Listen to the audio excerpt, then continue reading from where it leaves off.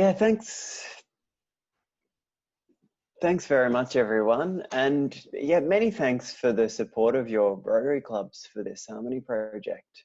I didn't expect to actually have members from Woden and from the UK as well. So great to see.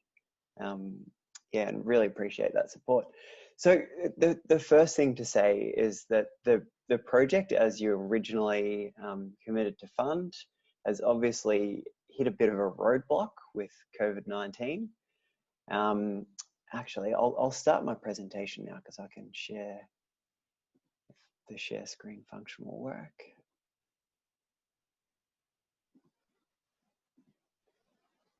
Okay, that should be up now.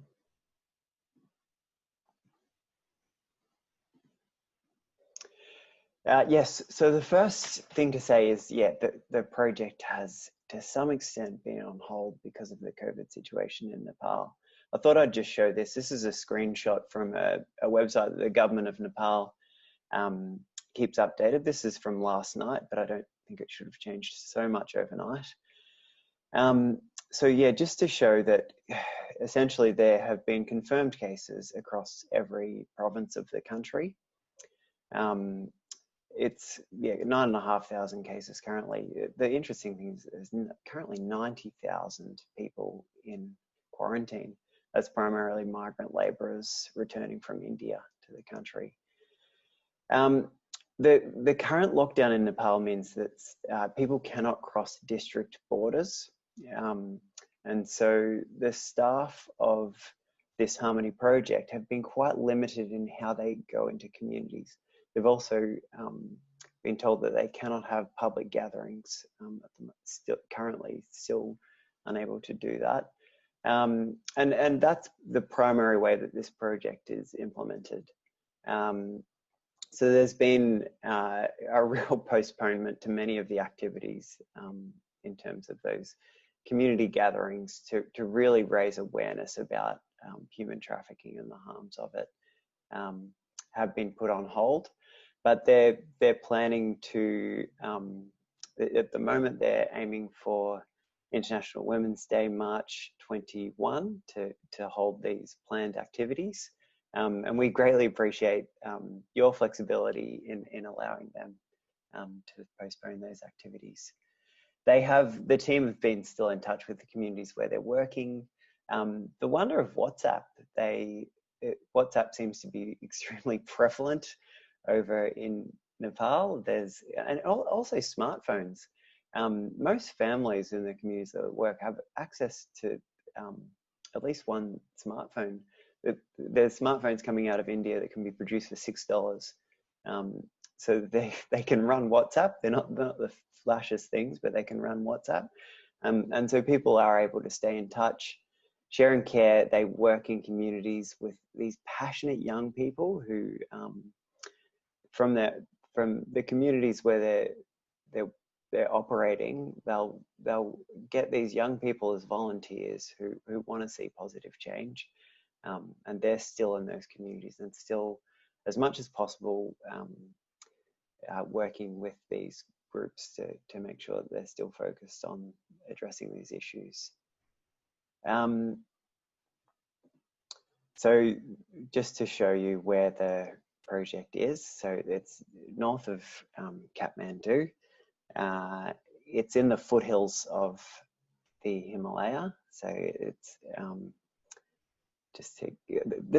I'll show you some photos from when I visited the project, which was in May 2019. So it's almost a bit over a year ago now.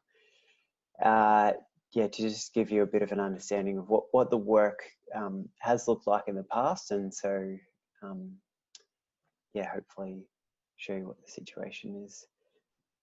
Yeah, it's a beautiful place, lovely and green in May at least. But yeah, very remote and difficult for people to travel. So I wanted to talk about their human trafficking work in relation to the groups that I had met with. So this is a picture of a women's group called the Rukmani Women's Group. They are a group of women who meet together from across multiple different villages, sharing care. They're targeting 26 villages across this province. And so there's representatives from the different villages that come together in this group. And some of them will have to walk for 2 hours to get to their group meeting. But to quote this group, I'll just read out a quote that I had from them. As a group, we are fighting human trafficking in our ward. We discovered that one 14-year-old girl had been sold to India. We reported this to the government trafficking office and tried to get her back, though her family were opposed to this. We eventually got in contact with the girl, and she told us that her father had sold her and that she had been forced to marry a much older man. Now she has returned to our village, and another organisation has been helping to reintegrate her back into society, and her father is in jail. And then another example from the group is, we have also helped to bring back another girl from a brothel in India. Her family thought that she was studying in grade 10 in Kathmandu.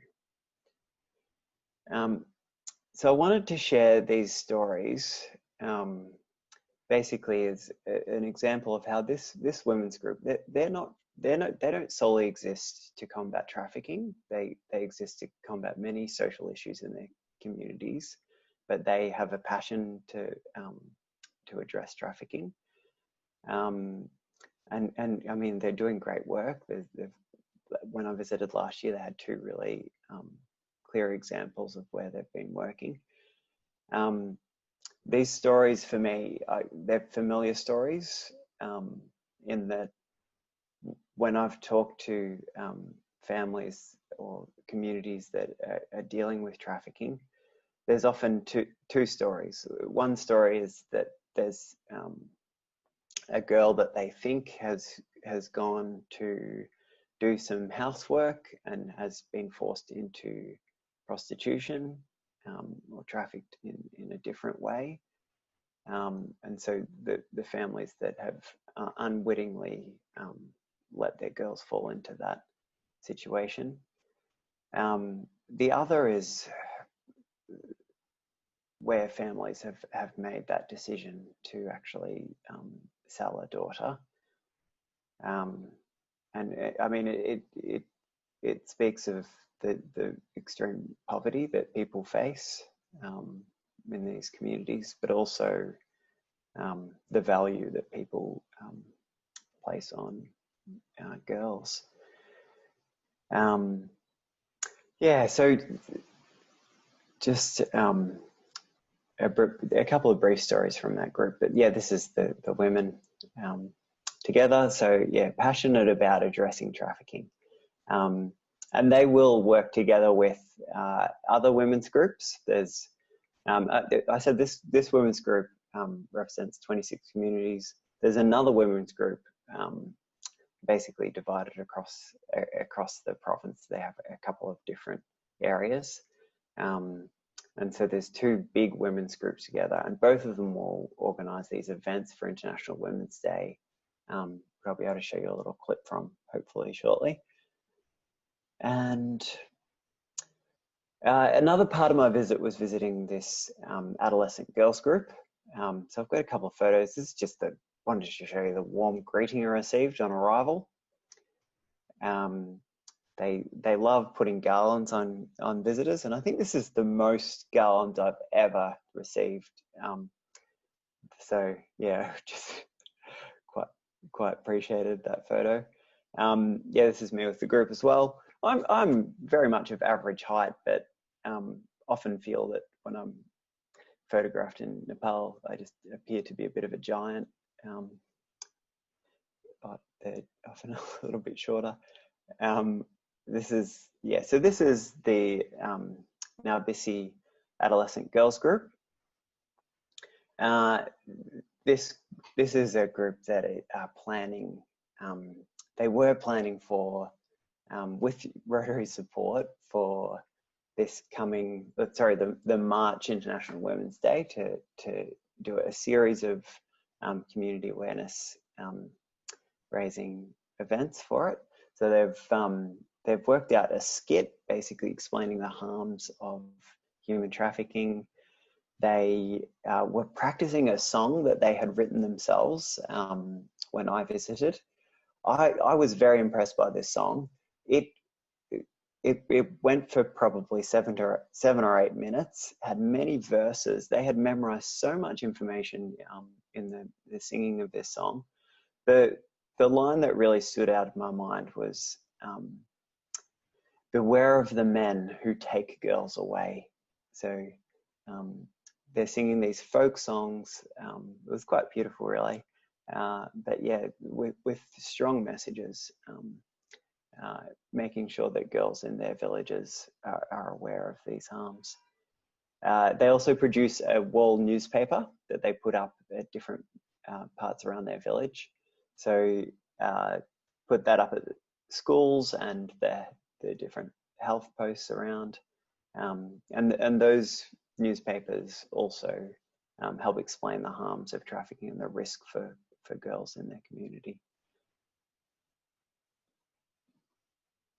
So I asked the Share and Care team to send a bit of a video of the trafficking events from the anti-trafficking event from last year. So this was International Women's Day 2018.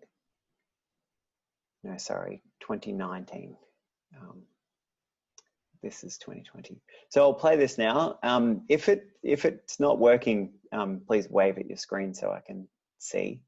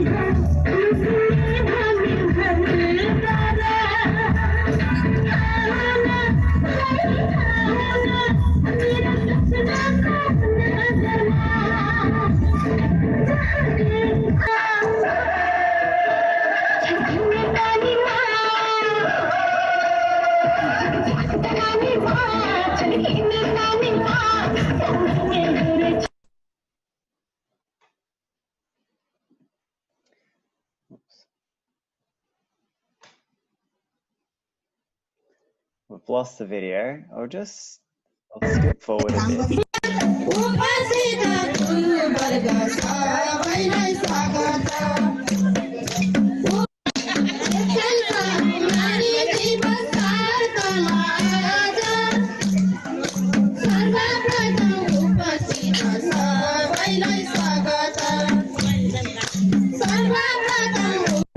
महिला साथीहरू युवा तथा किशोर किशोरी समूहका भाइ बहिनीहरू लगायत सम्पूर्ण आजका यस अन्तर्राष्ट्रिय नारी दिवस कार्यक्रमलाई सफल पार्न नारी दिवस भन्ने म्युजिकल चेयर छ र हामीलाई सफल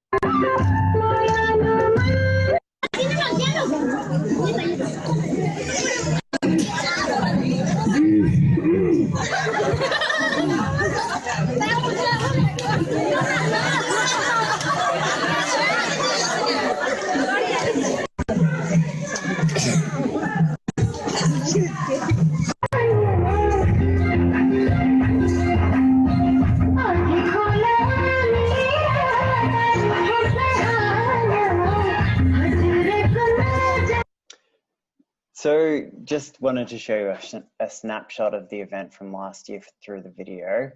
To explain the event, they'll gather almost everyone from these surrounding villages to come together for the events.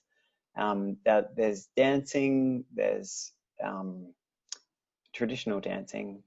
There's a speech making competition where they'll have different speeches that girls and women will put together on those different social issues: human trafficking, child marriage, domestic violence, and I'll have competitions for who has the best speech on those topics. So these are some of the photos, and there's also, it may have been difficult to tell from the video, but the dramas that they put together explaining the harms of these social issues. So yeah, just some colourful photos that the Harmony team have sent through of the events from 2019. So are there any questions that anyone has about this work? I'll stop sharing now. Yeah, Christian. Yep, Tony. Looking at those pictures, James, the first thing that came into my head, where are the men? Because they need to be the ones getting the message. Yep. So the men, as much as possible, they are trying to get the men to come along to these events. I've asked the same question of the team. What they say is there's often culturally in the crowds, they don't want the men won't stand exactly close to the women. So the men are there, they're often lingering in the background a bit more, but it has been a challenge for them, trying to get as many men as possible to come along to help change their attitudes as well. Got a question, Tony. Just regarding the education programs, you're obviously working with these women's groups and with the adolescent girls groups. The education programs, do they focus on families, or are they focused on potential victims? There's a bit of both. So a lot of it has been for the adolescent girls groups themselves are focused on the potential victims, making sure that those adolescent girls who are the most at risk are aware of the risks. Often they'll have the way that it will normally happen is that these women who are very well dressed will come into the village and start to befriend families or men who come in very well dressed and seem like they've got a lot to offer. These families come in and befriend families, and then sell these opportunities for young women. So partly if the girls are aware of that, it really helps. But then the women's groups, and Share and Care also work with farmers groups as well, where the men are involved. Those farmers groups, primarily men's groups, are also being told about these, being educated about the risks of trafficking. Anyone else for a question? Robin? Yeah. James, could you speak to the future in a COVID environment and how that impacts the risk for human trafficking? Yeah, so we look at, often people talk about the silver lining around this COVID situation. They actually feel that the fact that migration to India has been essentially in lockdown, people can't travel across the border. The staff feel that currently things are better in terms of young women aren't being sent away from the villages. In Nepal, primarily it is across the border into India where young women are trafficked. So there's a positive in that sense. It's hard to say what things will look like in the longer term. There are great fears for the economic situation in Nepal. The country's primary source of revenue is these remittances from young people who will travel overseas and send money back, particularly young men traveling to India or to the Gulf states. Second, it's tourism. Both of those things are very much on hold. So there's great concerns for the economy of Nepal And what you see is that poor communities where there is more poverty, are more likely to be susceptible to trafficking, because the economic pressure and families feeling like they have no other choice but to essentially sell a child to feed the rest of their family. It's yeah. Helen, you had a question? Well, hello, James. Look, I'm wondering if this program fits in with anything that's being conducted more broadly across the country, and any government policies was just the first question. And the other one was, with the young girls that are being trafficked into India, how do they actually get across the border? Because usually you need a passport, which is quite expensive, and you've got to have parental permission to have a passport, at least in Australia. So the first part, they do link into broader systems and the government. I mentioned that women's group at the start. When they had identified that a young woman had been trafficked from their village, they actually coordinated with the government office. There's a government office that's trying to address human trafficking. So they very much coordinate with government. And there are the other thing they've done is they've coordinated with a different local organisation, Nepali organisation, that works on the counselling and the rehabilitation for young women who've been trafficked. So they'll work with them to make sure that they're reintegrated well into the community. In terms of the crossing the border, it's a very fluid border. Down in the southern part of Nepal, where the borders with India, it's a very long border, and Nepali people don't actually need passports or visas to cross the border. Look, I've visited a community down there where they've said, see that fence over there? It's just a simple wire fence. That's India on the other side of that fence. I could have easily just walked across that, stepped over this fence. It would have been no difficulty to step over the fence and be in India. So it's a very porous border, and it would be so difficult to control.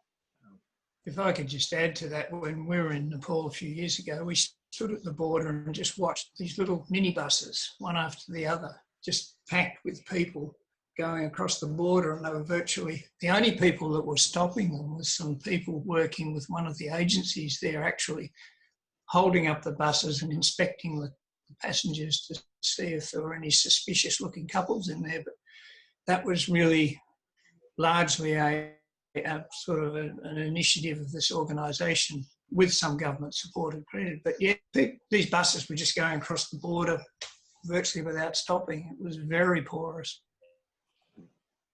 Bruce, you had a question? Bruce? Yeah, my question was similar to Helen's in regard to the government, but what about the local village leadership? Does that support the Harmony Project? And often this leadership will be run by men. What sort of support does the local village leadership give to the program? So there's the level that the project primarily works on is at the municipal level. So there's a municipal government that they have a very good agreement with. The project needs to have their approval to be working in the area. And one positive thing that is slowly changing in the country is that more women are being elected into these municipal positions. So the women, I showed a picture of the women's group at the start. One of the women in that picture had actually been elected to basically the equivalent of the mayor of that municipal area. Very good. So yeah, it's a really positive thing that is positive change in the country. Excellent. Any more questions? Oh, thanks for a great talk, James, and keep up the good work. And are you going back there again soon, if you can? If I can. I was due to be there in April, but very much had to cancel that trip because of the current situation. But yeah, I'm looking forward to getting back again and hopefully seeing this Harmony project again in person. So I guess particularly for the benefit of our supporters from Woden and for Peter, just if we could explore a little bit more about the future of the Harmony project. Robin asked the question, but I think if you could flesh that out a bit more, is it really going to be just picking up where we stopped after COVID, or is there some adjustment to the program likely to occur, or what do you see happening? Yeah, so the way that, the Harmony project is implemented by a partner of Dear Australia called Share and Care Nepal. What they usually do is that they'll work in a community for a set period of time. Originally for the Harmony project, that was set to be a 3-year time period.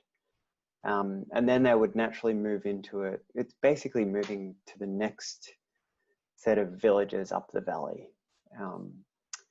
They were due to finish in those areas essentially from mid-July. The Nepali year is often July to July, mid-July.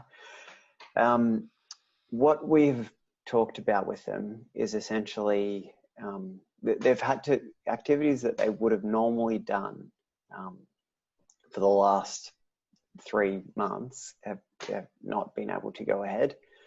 So we're looking at actually extending the amount of time that they work in their current Harmony project before they shift into moving into the next villages. It will be a bit of a phased approach where as they continue the activities in the Harmony villages, the next project they've called Joy. So the next village is up in the valley, moving from Harmony to Joy. They always have such nice names for the projects where they work. But it will be, what they've talked about is that they really want to go ahead with supporting these, because they get the girls groups, the different women's groups involved in these International Women's Day celebration. They really want to continue supporting them to make that happen for March 2021. But over the coming months, what they'll be doing is starting, I mean, as soon as the lockdown allows them to travel across districts, they'll be starting to do the community consultation work. So going into the communities for neighbouring communities across a different valley for this Joy project. And it will be a similar model of working. They'll be identifying people in the community who are passionate about seeing social change. For talking to them, they know that there will be similar issues. I mean, human trafficking across these hills, this particular part of Nepal, it's quite an issue. And so they'll be the new component, the new Joy project. Look, to some extent, I shouldn't be able to tell you what it looks like because it will come from the community, but I can say ahead of time that trafficking will still be an element of it because it across these different areas, it's an issue. So does that answer your question, Tony? Is there any backlash from the men who live there to stop this trafficking? Yeah, so not so much the look. Actually, I told you one of the men from the village actually was in jail at the time that I visited because he had sold his own daughter.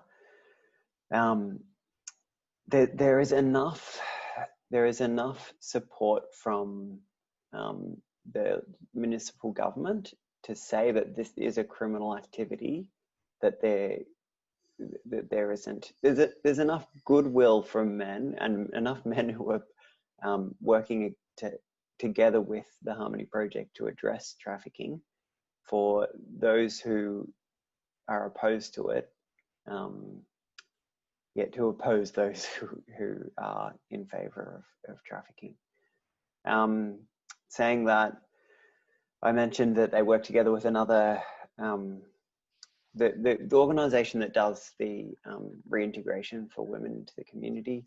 They've faced death threats. So there are these people working in trafficking. They have a very strong economic interest in the status quo, and so that some are fighting to make sure that it continues. So there's a real battle that is being fought in that country. One of the largest problems I've seen is that returned women from foreign countries that have been trafficked often not accepted by their own communities. Have you encountered that? So just you dropped out a little bit, Peter. Returned women who'd worked in other countries are not accepted by their own communities when they return. That was it. Yeah, look, that's we certainly have seen that. There's many social issues in that model of particularly, young men, young women leaving their families to go and work for these these jobs in India, or these jobs in the Gulf states. They're well paid in Nepali terms, but there are many social issues that they have to return to.